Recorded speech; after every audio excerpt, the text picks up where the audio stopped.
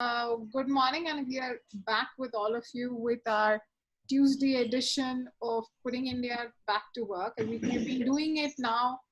I think the entire lockdown, we have had one session. The first half of these webinars were focused around how to manage your workforce through the lockdown. And for the last four webinars, we've shifted the focus towards putting India back to work.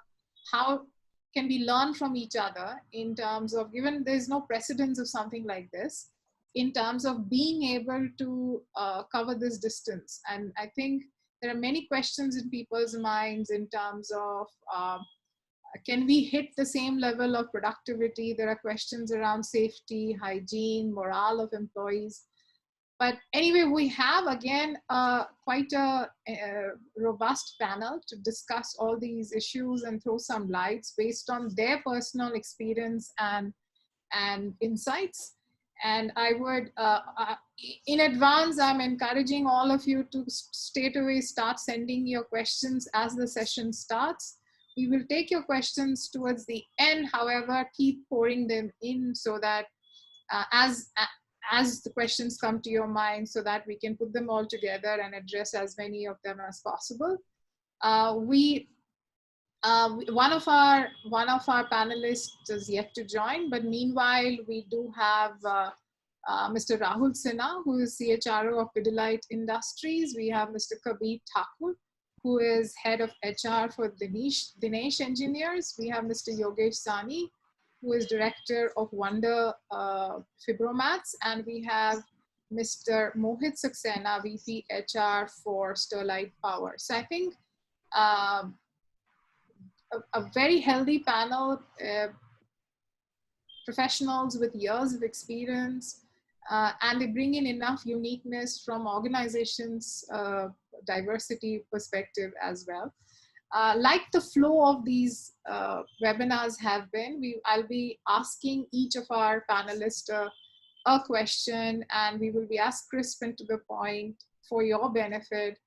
And I think towards the end of it, the latter half of it, the 15-20 minutes we'll spend taking your questions. So I'm gonna start today's discussion with Mr. Rahul Sinha. I mean, Rahul, why don't you, besides of course introducing, Pidilite is a well-known name for all of us, but nonetheless, for the benefit of all our viewers, how about spending a little bit of time telling about your business a little bit, and then sharing with us that how are you planning the road to recovery here on? I mean, are you seeing that there are stuff which will permanently change?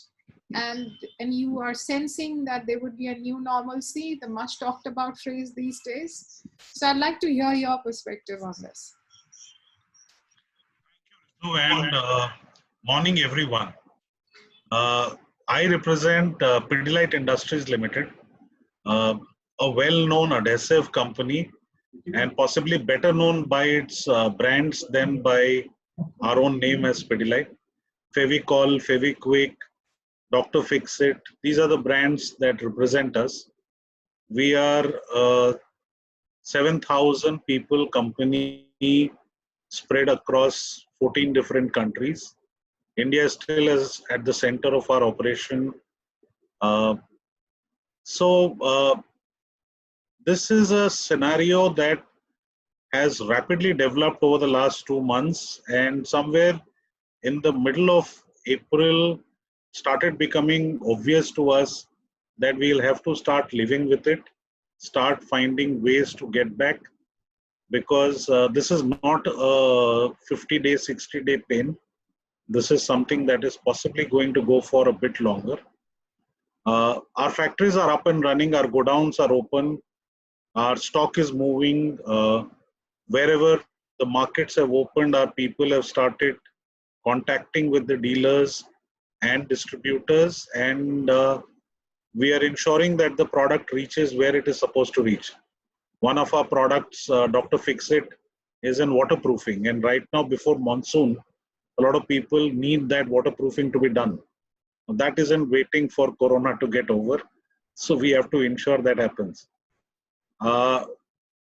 This is a subject, and today's discussion of leading India back, I think, is at the front and center of what is the topic that we should all be discussing. So, kudos to the organizing team for not only having chosen the right topic, but also seeing that other than making the mistake of calling me in, you have called all the right kind of people to comment and participate. So, I am hoping for a very scintillating hour together and a lot of thoughts being exchanged. Back to you, Ritu. Thank you so much. I think I shall take now the same question to Kabeer. Kabeer, why don't you tell all of us a little bit about your business, and also, like I said, how are you planning to get back to recovery? Are there certain things which you think are going to change forever in your business? Okay. Firstly, thank you so much, Ritu, for organizing this, and I'm really happy to be part of this panel.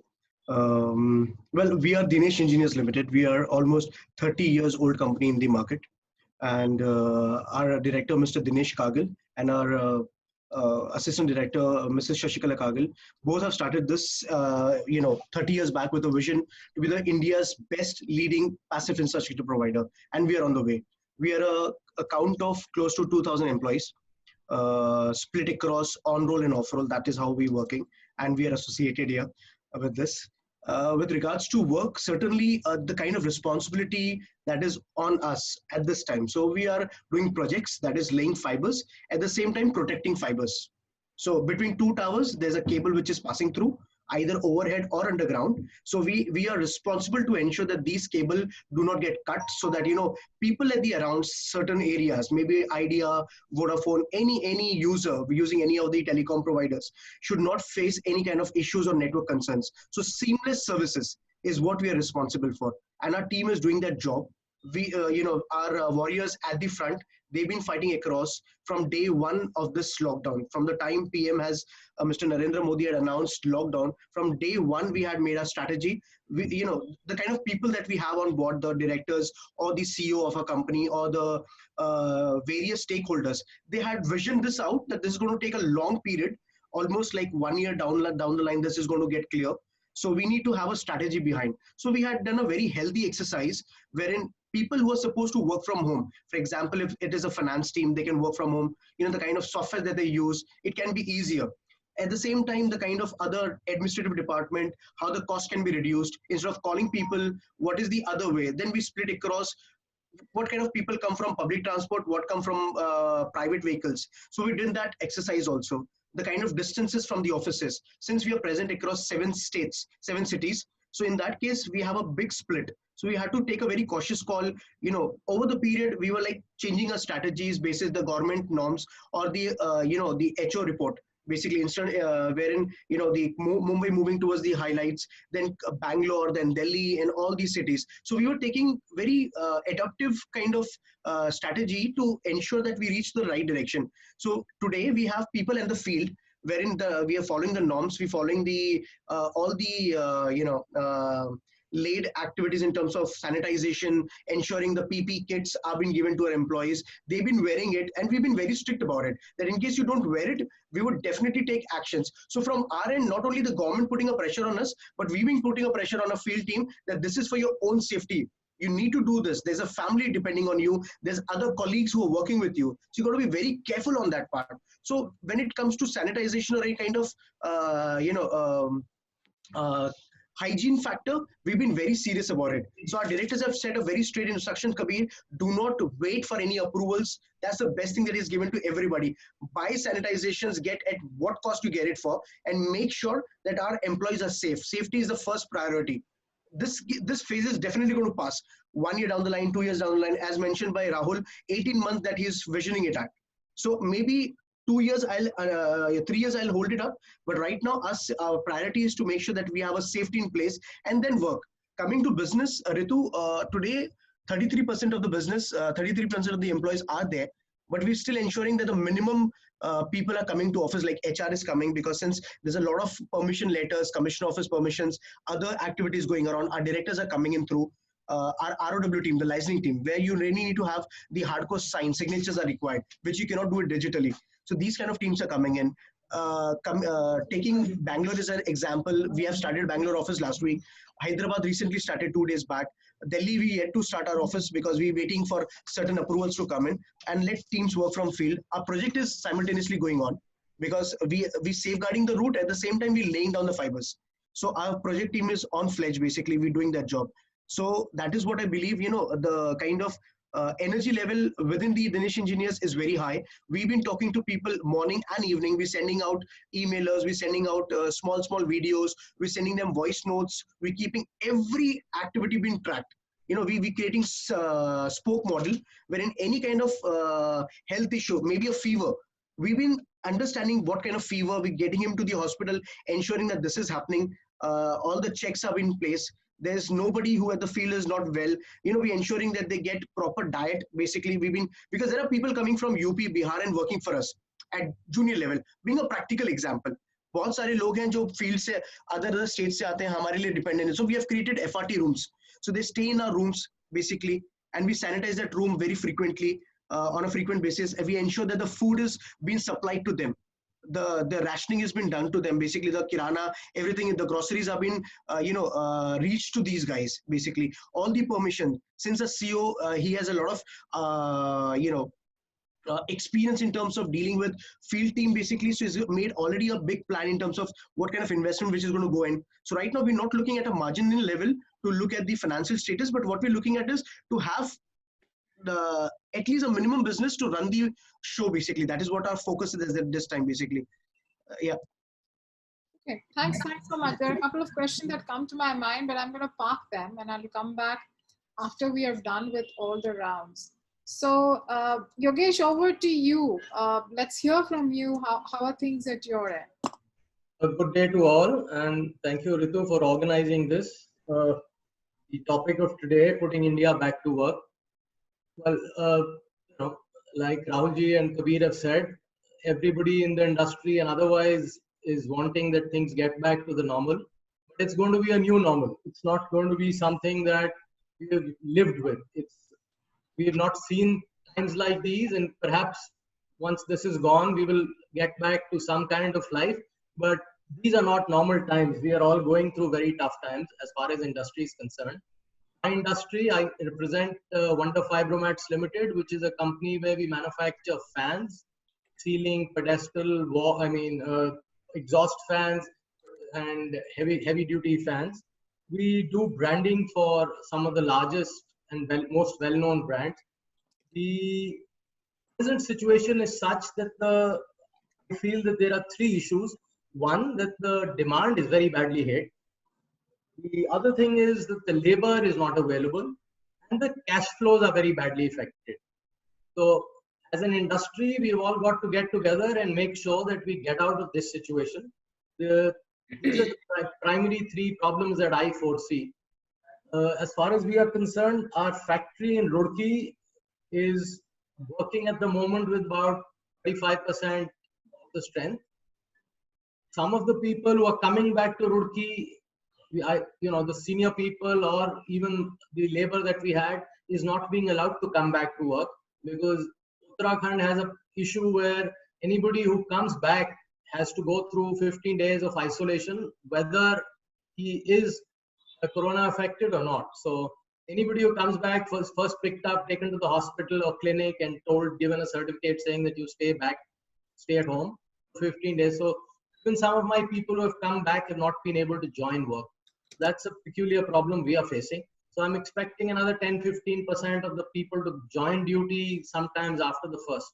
We also hope and pray that there'll be some relaxations coming. That is one of the main issues that we are facing as far as getting back to normalcy is concerned. As regards demand, also we are very badly hit. I think the markets have not really opened up. Rahul Sinha was talking about Pidilite getting back some kind of demand. Well, in our industry, it's not really come so quickly and so fast, even though this is our prime season. Last year, April was one of our best months. See how we were at zero. Last year, May, this year, May, we would do approximately our sales would be 10% of last year. And it's very worrying as, these figures when you look at them. But then we are hoping for better times, and I always feel that, the Indians bounce back very quickly, and we are hopeful that things will change fast. As soon as there is some demand coming back, we are quick to get back to action. We are also trying to get additional manpower, and with the demand coming back, I also feel the cash flow would kind of ease. And the unit that we are setting up a factory in Hyderabad, which is also partly constructed. It should have been with us by the first week of July, but now I think it will come to us sometimes in September. And we are hoping to do the plastic fans from there, complete new range, which is the table, pedestal, and wall, which is so far mostly coming from China. It was supposed to be, available this season, but now this year is gone. So better times will come, and I think we'll put India back to work. Excellent. And as we are speaking, I think one of our attendees had a word of encouragement for you, saying that aircons we are being told to avoid aircons in different places, right? So maybe that's a window of opportunity for you, Yogesh, because people need to probably switch to fans and pedestal fans in offices. Just absolutely. Actually, we were looking at this being peak season. We were hopeful that there would be far more demand, but I guess even the essential in this season is being postponed. Yeah. The little demand that is so far started coming, I understand, is coming less from the urban areas, but more from the rural and semi-rural. That's the only bit of encouragement we have got. But we are all, as I said, all very hopeful that things will change and change fast. Right. Mohit, would you like to pitch in here and join in? Tell us a little bit about your business and how are you planning to get back to work? Hi Ritu, morning to all the panelists and the team members who joined on the call. This is Mohit Saxena. I'm part of Sterlite Power. We are one of the leading private transmission developers in India and Brazil. So as a company, we are one who's actually into the service of essential services, because we provide electricity and we ensure that light or electricity reaches each and every home in the villages pan India, and that's where all our projects are spread across the country. So like all have been saying in this panel, that COVID has been a very difficult scenario for all of us. So we also have definitely tough challenges to see that. But I think during this tough time, Mohit, could you speak a little louder? Okay. Yeah. Am I audible now? Yes. Yeah. Do you want to try it without the headphone, or you need the headphone? Yeah. You might just sound, yeah. Said, like all analysts who said that COVID has been posing challenges. We did have our share of challenges in the transmission business as well. It's a cross-country business with migrant laborers, casual workers involved all over the country. So as a company, it was very important for us to ensure that we set in processes and systems in place which bring in HSC, safety, health, and environment as the key focus for our resources. And the priority for the company right from the leadership team was to ensure that how do we ensure a healthy and safe workforce of team members available with no risk of coronavirus. So we created a response or a crisis team, which actually has done a fabulous job in managing the health status update of all the 1,500 workforce resources which were deployed across the country. Though we were doing no work, but there were all conditions, all precautions taken to ensure a safe health environment. And with the grace of God, we have ensured that none of the workers involved with us have been affected due to health reasons. That's one thing. Second, there had been a major shift in terms of the working styles which we normally followed. Going to office was a normal, and now working from Microsoft Teams has become the new normal. So the office is pretty much engaged with all the sales teams, with all the project teams, everyone on an IT-enabled platform doing the jobs on Microsoft Teams as a regular office work. So digitization has brought in a lot of paradigm shift into the working environment, and we see it as normal. So our office hours still continue to be 9 to 7, and we continue to do our meetings productively. We are engaging our customers and our clients through Microsoft Teams to do product testings, product approvals, and the product processes have started in place. Social distancing is the new norm. We have created very robust policy around social distancing, around prevention and precautions to be taken care of, and creating arrangements for the workforce, the 33% workforce which has been allowed to work in some of our manufacturing capabilities with proper sanitization, proper facilities of food, healthcare, and probably stay arrangements which have been prepared within the factory setups to ensure that we do not let the risk of COVID attack our workforce and then further reduce productivity down. Added to this, there is a lot of virtual engagement which we are doing with the teams to keep them positive and motivated. There are, I think, periodic calls from the senior management, which is the CEO and the business leaders, to the entire company on Facebook at Work, which is being used as a platform in our company, to keep them updated about the external scenario, the business scenario, and also assuring them that we will take care of all the compliances, all the salaries, all the payments of all the workers, employees, and blue collared workers. And so that's a very positive state for us to be in and to revamp back the business to normal. We are hoping to see good days as we have got permissions to work. And in this tough times in Kerala and northern Kerala, the company has accomplished the commissioning of two successful 220 kV transmission lines, which are helping provide electricity to the northern part of Kerala where there was a huge power deficit. So that has all been done successfully with the help of employees who have been motivated and engaged. And I think we'll be shifting to this new way, and we'll be evolving out new methods to see how we become more productive and efficient. Thanks so much, Mohit. Umesh has just joined in. Umesh, may I request you to please switch on your video, if it's okay by you. Umesh, can you hear me? Yes, there is some problem with my video, so I will need some time technically to join on the video probably. No problem. Then meanwhile, let me just give you a brief of whatever we've discussed. I think given for paucity of time, given that we usually do this webinar for an hour, we have a set of questions which I essentially ask all the panelists and request all panelists to just give a quick response in 2-3 minutes. I'm going to come to you also, Umesh, with the first questions which we are still debating and discussing here, which is, I think the past is past, and I think the lockdown has been, has happened, is a reality, Corona is a reality, but how are you and your business, how are you looking at getting back to work? And do you think that certain things will change forever and in the way we do business? How are things at your end, Umesh? I think we are still in the preparation of the guidelines and rest of the things, because we are basically into the marketing of the veterinary products, and the main customer lies in the deep interiors, the cattle farmers, the poultry owners, the veterinary doctors, the veterinary hospitals, and rest of the things.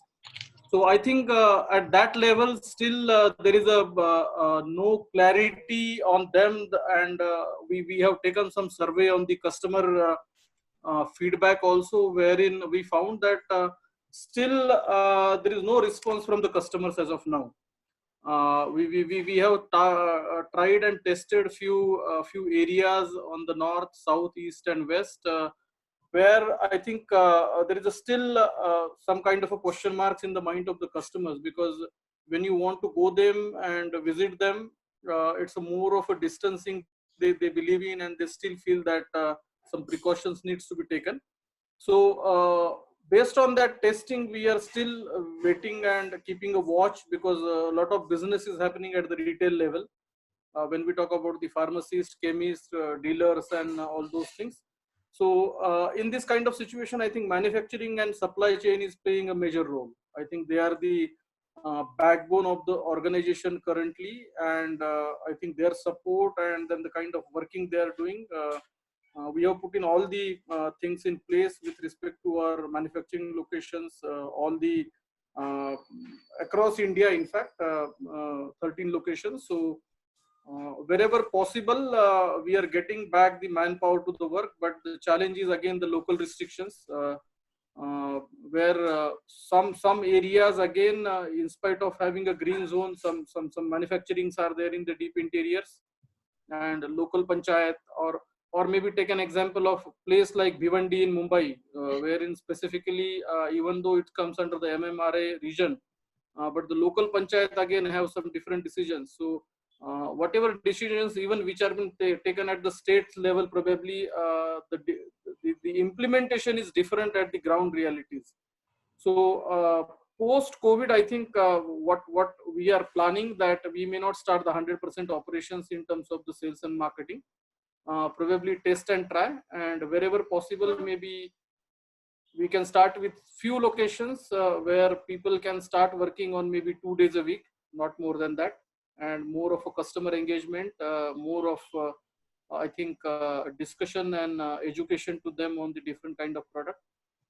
Business per se, I think there is a big amount of demand currently, and all the good companies with good product, I think they are going to sustain in the future.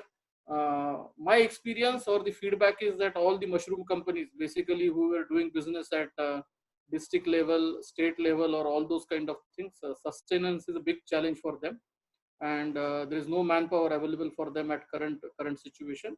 So demand and supply, again, if you see at the ground realities, I think it's very good situation, I would say, in the business per se currently. Again, the recent package which has been announced by the government, I think it is majorly focusing on the farmers and the end user or the end customers. So that is going to give us a value added advantage for the coming time. So two aspects of post-COVID thing, which I think would be a challenge from HR perspective or industry perspective probably. One is ensuring the manufacturing. Second, the supply chain, which has to be taken care of, demand and supply part. And third, I would say that the competent and trained people in terms of taking care of the situation and ensuring that they are making the customer calls and they are in touch with the customers, and more of a customer education. So market has not changed, demand has not gone down. The challenges are little different, but I think whatever experience we had in the past, maybe April and May, it's more of that now the things have been shifted from maybe a personal contact to a virtual contact. We have engaged a lot of our customers, key customers, through the webinars, the discussions, the new way of dealing with them, and I think it's working well. So the way forward, I see that we will have to change our working style. What was working well in the past, I think may not work in the same way in the future. So even for the office per se, I think currently there may not be need of going to the office every day, because you can do the same kind of operation, rather more engagement from work from home kind of thing. Wherever necessary and required, probably maybe twice in a day once it is start, because we have to take care of the people also. All of a sudden everybody cannot join the office. In spite of ensuring all those I think social distancing norms and all those things, must and required people, I think we have taken a policy that the functional head can decide and they can visit the office. Otherwise, if not required, what has worked in last 2 years, sorry, 2 months or 3 months can work for another 3-4 months. And I see a positive way forward with change in the things which team have accepted, and I think the changes which we are thinking about, it's well accepted by the customers also.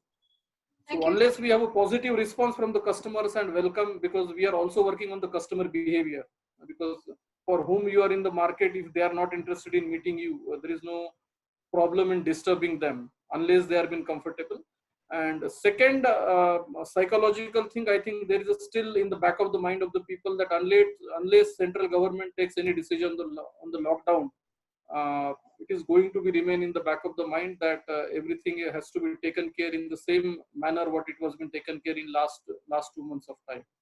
So I think more of a psychological thing and behavioral thing we are understanding still, and based on those studies in another 15 days of time, I think next plan for another maybe 2 or 3 months can be chalked out. Thanks so much, Umesh. Just for everyone's benefit, Mr. Umesh Kulkarni is head of HR of Virbac Animal Health India.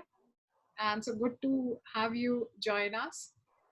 Also a request to all our attendees that please start sending your questions, and we'll try and see how many of them we can cover. You have a separate Q&A tab, so please raise your questions there. So while I had a planned question, but after having a chat with most of you, I realized that quite a few are dependent on migrant workforce for your business. And hence I am compelled to ask this question that, I mean, quite a few I heard have resources coming in from UP and Bihar.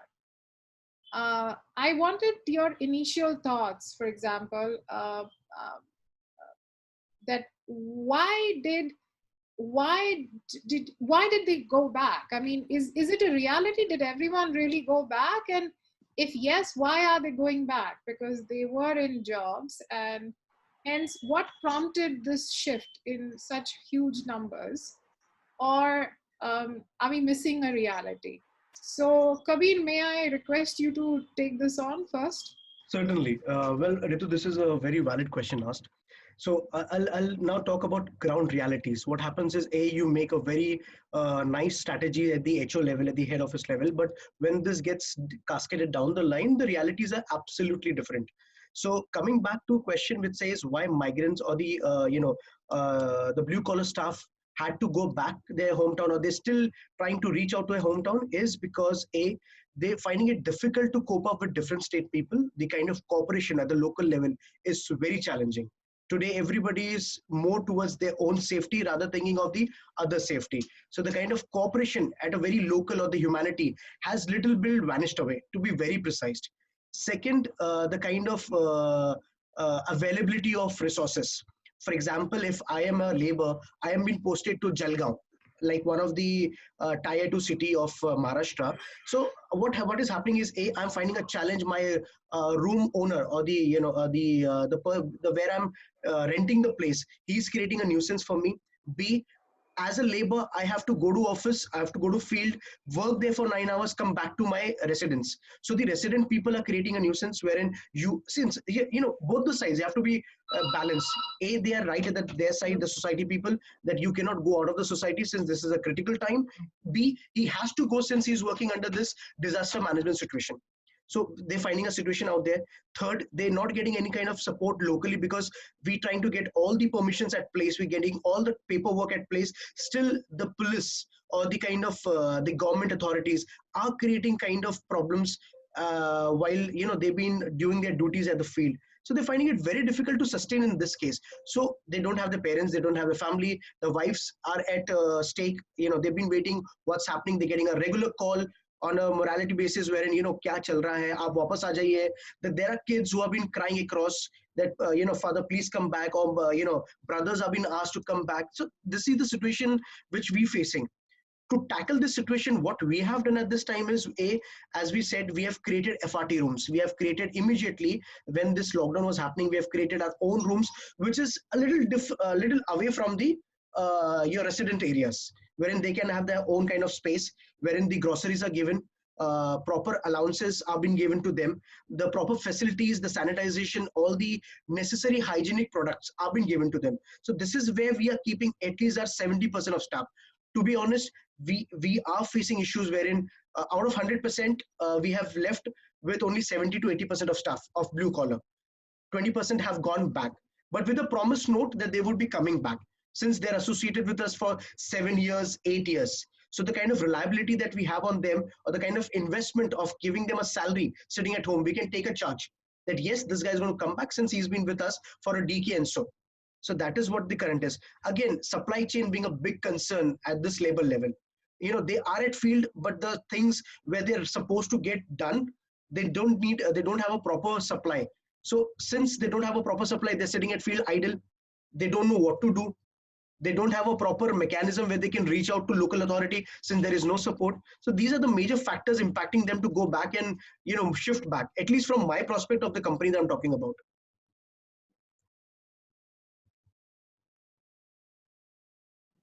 Yogesh, do you want to comment on this? What are your thoughts? I mean, why are they leaving?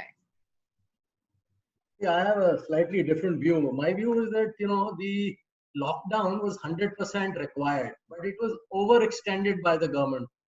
That is my view on the whole thing. And so much fear was created regarding this that your level and my level, we are looking at, what all precautions we can take, a new normal, our way of life, the precautions required at work, how we live. Their level, the living standards are such that at times there were 4 or 5 staying in one room. And so much was going around that the fear got to them. And even though they didn't leave till the first lockdown got over, as the lockdowns kept getting extended, the fear got to them. And I spoke to some of them, or before they were leaving and other issues, they would say that आप घर से बहुत pressure है, अगर हम नहीं जाएंगे तो बहुत परेशानी हो जाएगी. So some of them left under family compulsion. Some of them left under society pressure around that they were being hounded out by their landlords and things like that. But some of them may not have left on their own, but because it kept getting extended and the whole thing kept getting out of hand, and 2 months is not a short time, even for industry at our level to keep paying them without them coming to work. We were willing to pay. We did keep 1 month we paid full wages, the other month it's close to 65%, but we'll be honest, it's not practically possible for us to keep paying. So that thing also got to them perhaps, and they're all willing to come back now. At least some of them, almost 15% of them who've gone back are willing to get back. But with so much happening at the moment, they say, okay, sir, we'll come back in 2 months. They're not willing to do that right away. I think some of it will come back, but if the states don't create a problem, like UP is now trying to say that our labor will, if they go out, they'll need permission. I really don't know how much sense that makes, but that is going to be one challenge. But I'm hopeful that the labor that we've also had for 8-10 years will definitely come back. Some new people may not come back, but largely I'm hopeful that they'll get back. Yeah, absolutely. Rahul, what about you? Do you think Pidilite Industries have dependencies? I'm assuming because you have units all over. I'm sure you would also have some amount of dependency on these guest workers. Situation for us is a bit different. Having been with our factories in the locations for a fairly long time, most of our workers, practically 85-90% of them, are in the vicinity of the factory. Okay. So they aren't really coming from outside, but the large network that Pidilite is, we do have vulnerabilities when it comes down to our operations at warehouses. The truck drivers that move material, which are not our employees or our third party, but they are the contracted trucks that we take for transportation. There's shortage of truck drivers. I lead the group that is taking care of the day-to-day getting back to normal. And that's a topic that is bothering us now. In the market, the salesman, the distributor salesman that carries the order taking and the servicing of outlets, that is coming from a lot of guest workers and migrant laborers, as they have fashionably started getting called now. Why did they go back? Very simply, there is this uncertainty. See, you have to understand the simple fact that they live miles away from their home.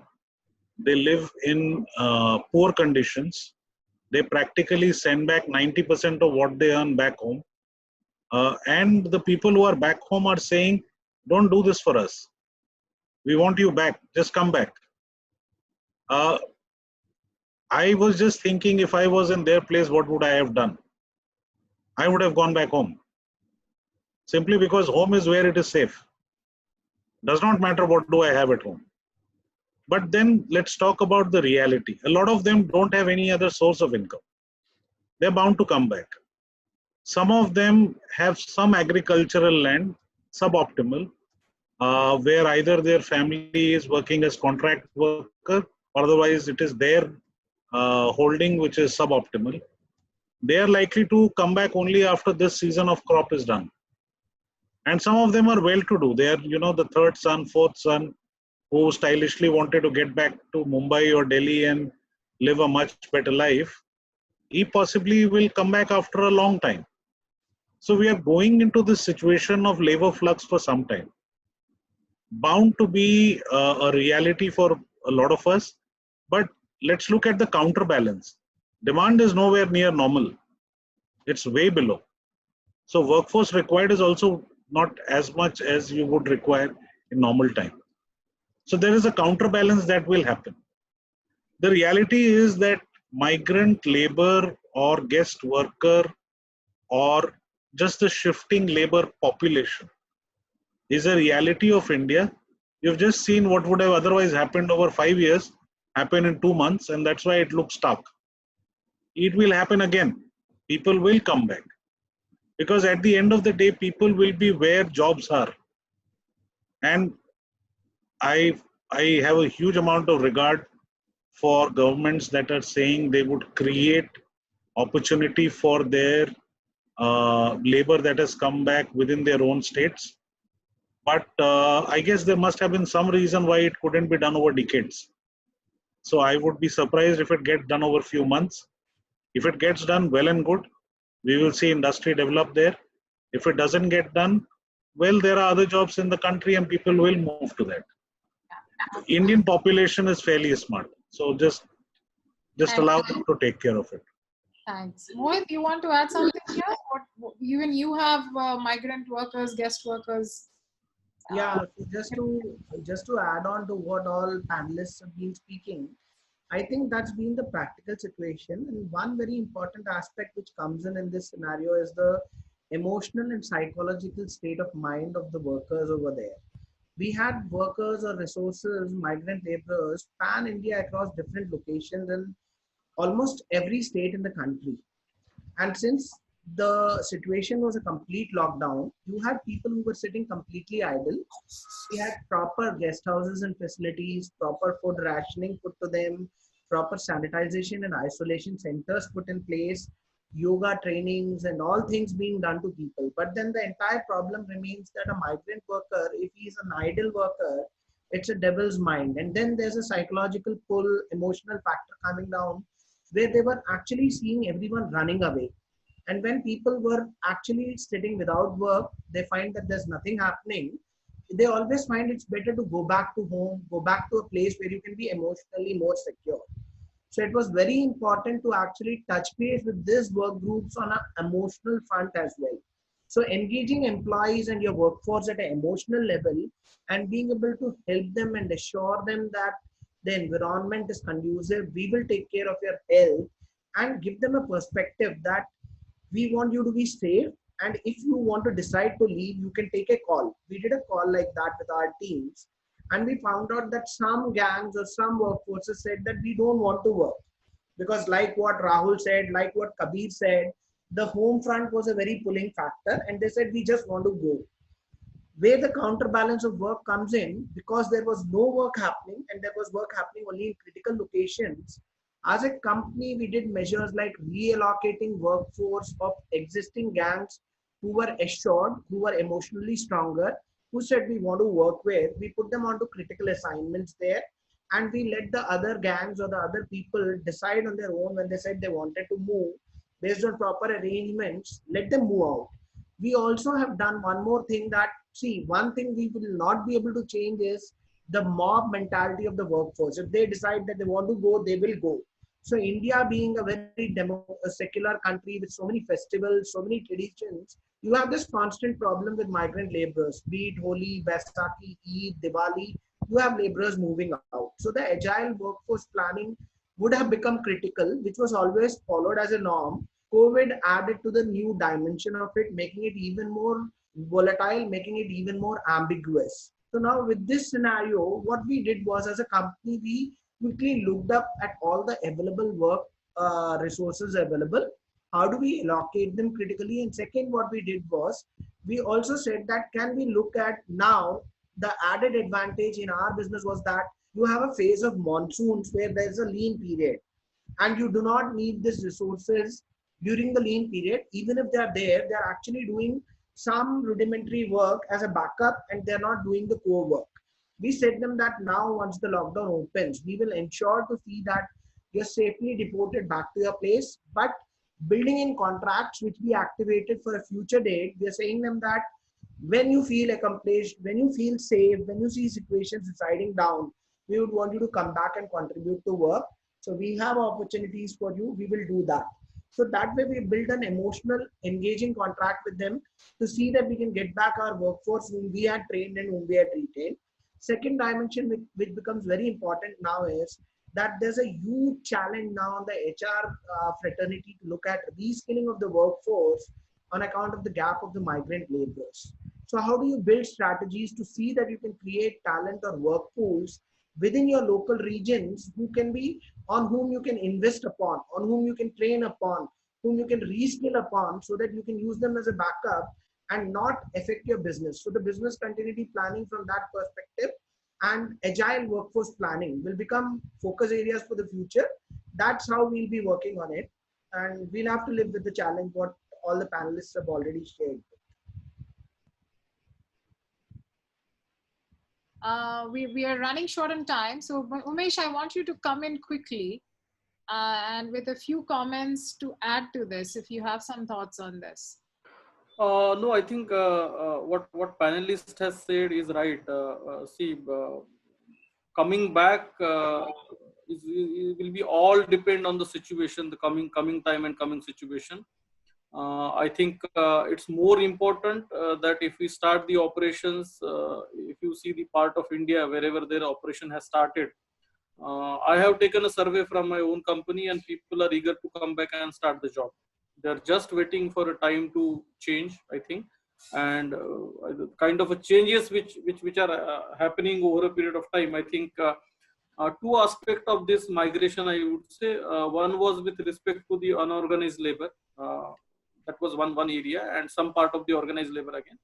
Second, as it is, if you see the Indian families, it is getting more and more nucleus, either one son or one daughter kind of thing. And in this kind of pandemic situation, I think people, those who are even established at the city level, their parents or they were interested to go back to the home. But the moment everything starts, I do not see any problem that everything will be back to the normal and people would like to come and join again.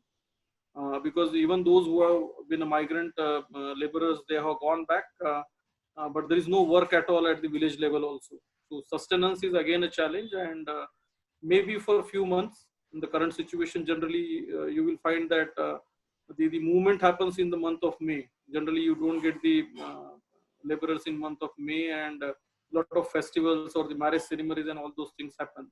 So more than that, the current situation is again because of those things and pandemic. But moment we cross maybe June and again back to the July, and some things get settled down probably, and we start with all the precautions like other countries have started.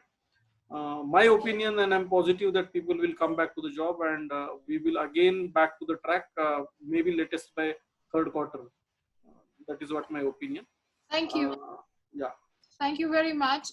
Given the paucity of time, I have decided to do something which is different from what we do, because there are quite a few questions, quite a few interesting questions.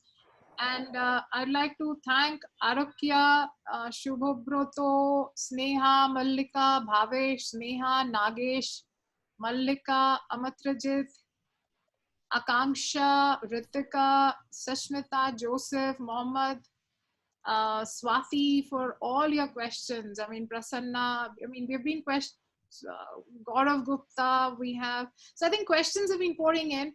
for paucity of time, I'm going to change the way we respond to it. And I'm picking out some of the key themes from the questions, and I'm going to convert this into a rapid fire question where I will ask a bunch of questions to one of the panelists. You have to give me a short answer. Short in the sense you can give me a number, or you can give me a date, or you can just give me that, because that will help us run through all the questions very quickly. So I think I'm gonna start on this with Rahul. The first question is that when do you think India can go back to pre-COVID growth levels, GDP growth levels? 1st April 22. Okay, great. Would there be significant job losses in the next 12 months? Yes. Would do you think average wages will go down? Will not grow. Okay, you're saying it's going to stay constant, whatever it is currently. Yes. Okay, so would organizations in future have an antibiotic reaction to anything permanent, including jobs? Tough to say. Okay. In your respective business, where you had dependency on guest workers, what percentage of the guest workers left? Too many. Not too many. And in the near future, what percentage of your overall workforce you think will actually be working from home permanently? Like as a shift, as a change, what would be that percentage? Already calculated about 50%. And you think that would be in future as well? That's 50%? We are going to do this for the next 18 months. Excellent. The last question. Are you in agreement with some of the state level labor reform announcement being made? Not clear whether they have clear routes. Of execution or implementation, that's what you mean? Yes. Okay, excellent. Thank you so much. Sometimes at logic itself. But fair enough. Okay, okay. Now my follow-up question. But do you think that it has set a tone for what India needs to do in future on labor reform? Post a lot of debate. Yes, I think so. Yeah. Okay. Great. I'm going to move to Yogesh now. Same questions. I mean, what is when do you think India will attain the pre-COVID growth level? By when? Not before next year. Okay. Next year, in the sense, again, like, for example, Rahul mentioned 1st April next year. Next year. Okay. Would there be significant job losses in the next 12 months? Well, the jobs won't grow as much, but I don't know whether so many will go, but there'll be a definite move down because there'll be less demand. Also, do you think what's going to happen now? Do you think the average wage levels will go down? Well, they won't go up, as he said, but I don't think they can go down. Okay. Also, again, like my favorite questions, do you think organization will increasingly have an antibiotic reaction to anything permanent, including jobs? Each time they'll be, challenges like this have not been seen, so one will face them as they come. But really speaking, you can't prepare for things as peculiar as this. And hence, do you think that's the reason probably people will veer towards things which are more flexible? Absolutely. Absolutely. Right. Absolutely. Okay. And okay, again, how many of your guest workers as a percentage of your overall workforce have left? About 20%. Okay, interesting. And again, the question that do you see that now here on in the new state of affairs, what percentage of I know your business very well, and that's why I'm asking you, I'm curious, how much of your workforce permanently, what percentage will become work from home? Not much. Because at the factory level, we need people on the floor. Right. Okay, good. Thank you. And again, your thoughts. I mean, we've seen some really interesting and bold decisions from states on labor reform. Do you think? Labor reforms must come, but there must be clarity. one state declaring one thing and the other state not wanting to talk about it may not be the right way forward. There has to be a countrywide labor reform. Lot needs to be done. Things need to be put in place. There's a lot of debate which perhaps needs to be done, and only once these things are put in place will investment also be coming, because otherwise people are not interested in putting up large setups because of problems like this. Right. Excellent. Thank you. Kabeer, do I change the syllabus for you? Certainly, yeah. But anyway, no, I think I'm going to ask the same questions. What do you think? When do you think India is going to get back to its pre-COVID growth levels? Well, with our internal discussion with the finance team and all, the kind of way we see is going to take another 2 financial year, nothing less than that. Because right now it's what is happening is an incremental growth, and we're trying to look at a very quantum jump to have that in place and rapid. Is going to take 2 financial years now. 2 financial years, you're saying? Yeah, 2 financial years. And again, same questions. Do you think that there will be rapid job losses in the next 12 months? Well, certainly, yes, I see that, because there's a lot of, though Pradhan Mantri Yojana, Atmanirbhar has been announced, but I don't know how effective this is going to go down the line, and what kind of SMEs, the kind of small enterprise business or the micro SMEs going to face a big time problems. So there would be definitely a big kind of business loss happening around, or the kind of, job losses. I'm going to throw in a new question for you. Do you think that more informal jobs will get created now? Certainly, there would be more interdependent jobs that is going to get created instead of having a dependent jobs, basically. Okay. So average wages, do you think they're going to go down now? From my prospect, certainly I have a different opinion from Mr. Yogesh and other panelists. It will definitely go up, because the kind of, if you want to run your business, you need to get your labors back. And if you want to get them back, so definitely the kind of state strategies, what is happening, they're going to create a kind of panel working wherein you need to get a labor, so you need to put a proper hygiene factor, medical insurances, or the wages numbers definitely going to go up, what I see now. Okay. So you're saying that there will be a temporary impact on wages by wages going up because of the supply side disruption that you're saying? Definitely. This is going to impact. Okay, so do you think also organizations will begin to have antibiotic reaction to anything permanent, given the uncertainty around us, including jobs? Not the right. I would think that this is going to be step by step. How it is going to come, we're going to face it. We cannot be very sure how this is going to work out for us. This is a question I've thrown in to kind of make ourselves feel better. That's all. Yeah. So for me, for now, we're going to take step by step. Okay, so how many of your guest workers you think have left? 20%. 20%. Okay. And do you think in your business again that there is going to be a certain percentage of your workforce which can become permanently work from home? No, we don't see this happening, because we need people in offices across. Interesting. Okay, and what about, like, again, last thought. Do you think that all the announced labor reforms, state-specific labor reforms, are in the right direction? Will that make a difference to? Well, this is needed. This is really much needed, but I don't see this is going to really get any kind of impact, because there's a lot of announcement that happens, but down the line there's no execution. So we've been listening a lot of reformations or the kind of announcements states making for the laborers or the other site of works, but I don't think this is really going to make any kind of impact until they have an execution plan and they can really show a roadmap that this is what it's going to work like. Excellent. Okay, thanks, Mohit. Let's move on to you. Again, same question. So when do you think we're going to get back to the pre-COVID growth rates as a country? I think at least 2 to 3 years, April 2023.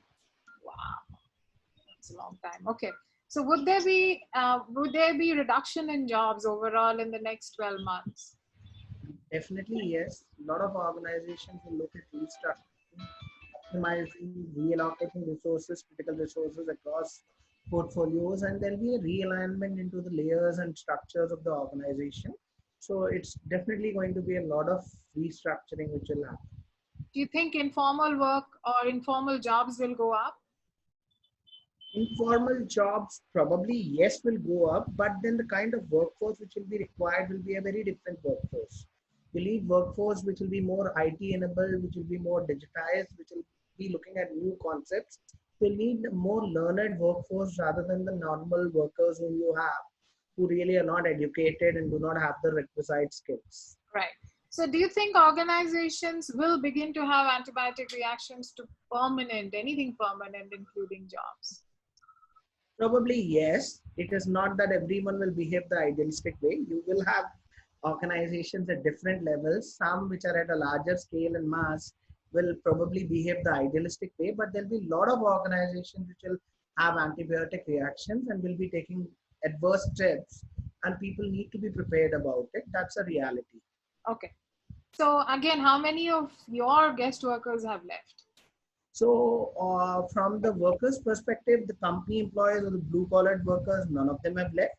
We have ensured to pay all of them, take care of all of them. From the migrant labor workers category, I think 30% of the workforce had left because the work or the projects had been over and they wanted to be safer at home. 70% of them are still available with us with no work but safe at the labor camps and being taken care of. Okay.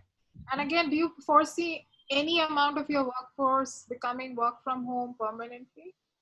Yeah, that's the new normal which is going to happen. Mostly all the corporate profiles, all the sales profiles, all the office jobs which probably are happening very well even now today on an IT invested platform will shift to the new work from home What regime. percentage would that be? 30% would roughly see a trend shifting towards work from home. And what about your thoughts on, like, do you think that these state specific labor reform announcements are what was needed and can help organizations and employers?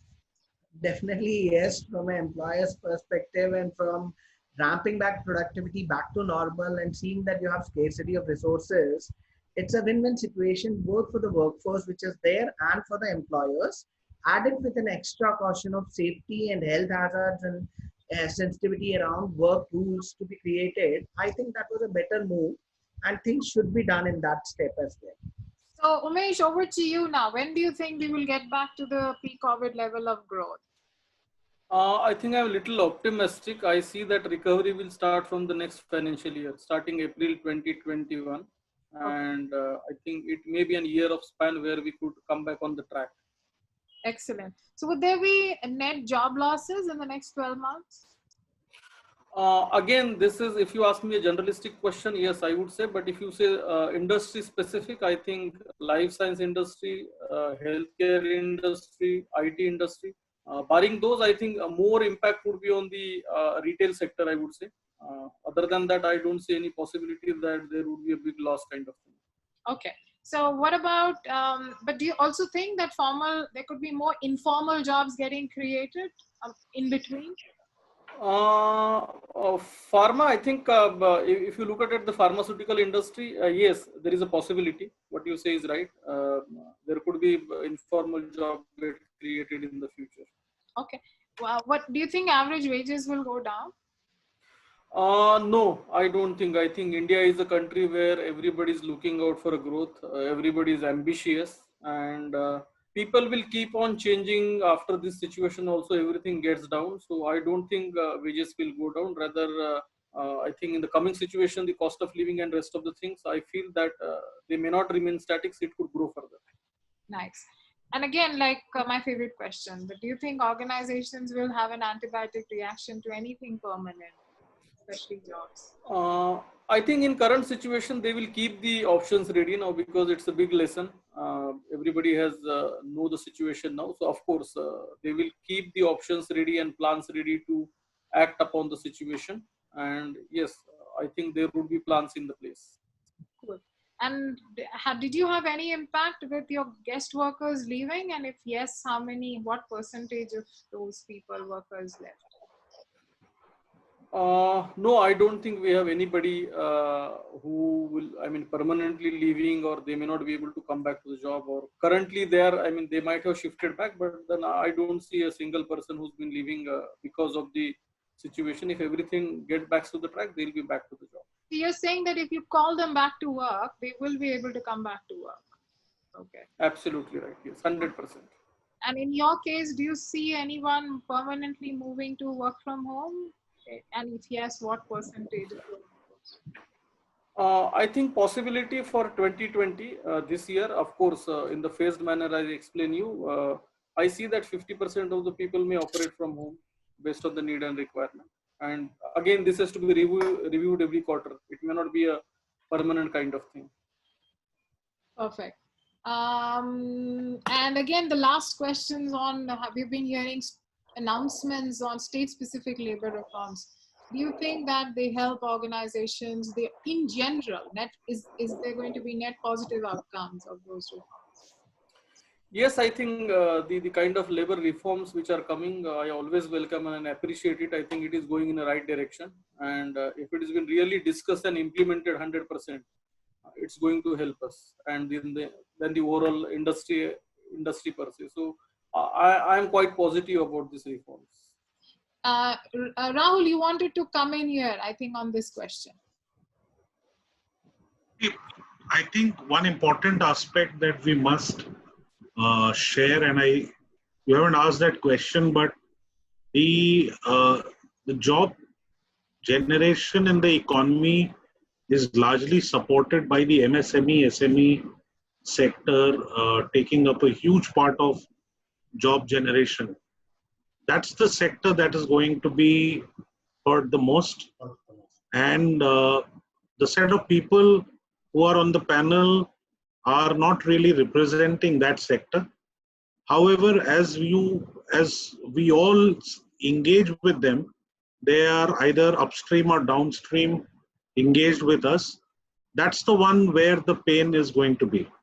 Right. The entire focus of the government of trying to fire up the supply side of the economy is essentially focused there. Unfortunately, till the demand side of the economy gets fired up, the supply side actually can't do much. So a lot of questions around would there be impact on jobs or salaries and all is actually going to be guided by how does the government unfurl the demand side of economy actions. And that's yet to be seen. I completely agree with you. I think the way we have noticed, because we're running short of time, I'm going to do a quick wrap up. Thanks so much for all of you to be present, for making time. Because we understand the importance of everyone else's time, we wanted people to be, actually involved in this discussion. We don't take it beyond an hour. We've already overshot it by about 10 minutes, but nonetheless, I think it's very important to have this dialogue on, because with each conversations, we get to know a new side. Because today we have been flooded with questions, I chose to kind of summarize them through the rapid fire questions. Thanks so much for cooperating with us. There are many questions which we may not have addressed, and I would request whoever have these questions, please feel free to reach out to me at any time. I'm quite easily accessible across different platforms, and if nothing else works, my email ID is ritu@teamlease. You can always write into me. I think, having said that, it's clear right now that India,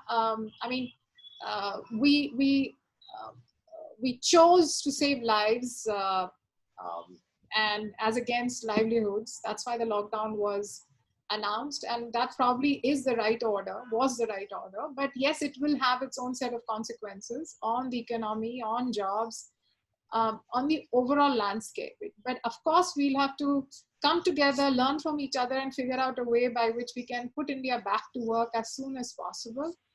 There are positive signs emerging. Like, for example, in this panel today, it's not much of an indicator, but just in this panel today, we do have 3 people working from, seemingly working from their offices.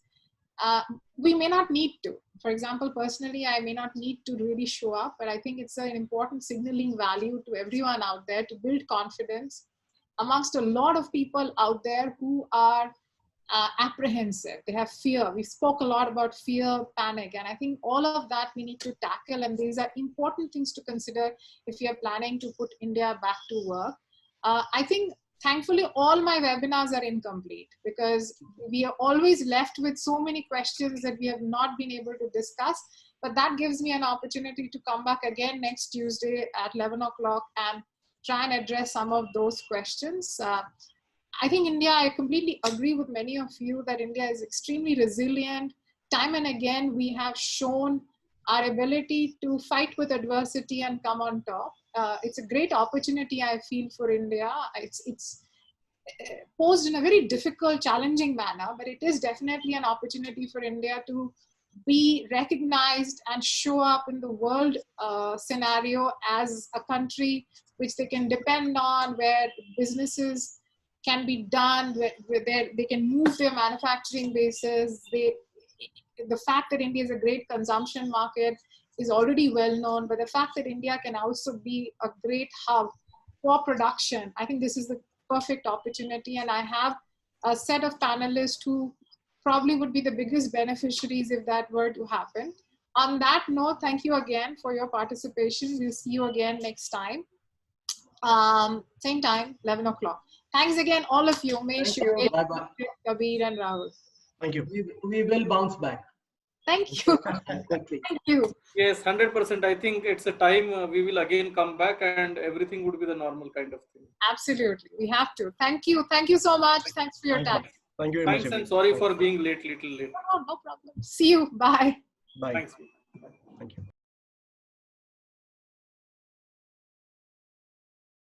you.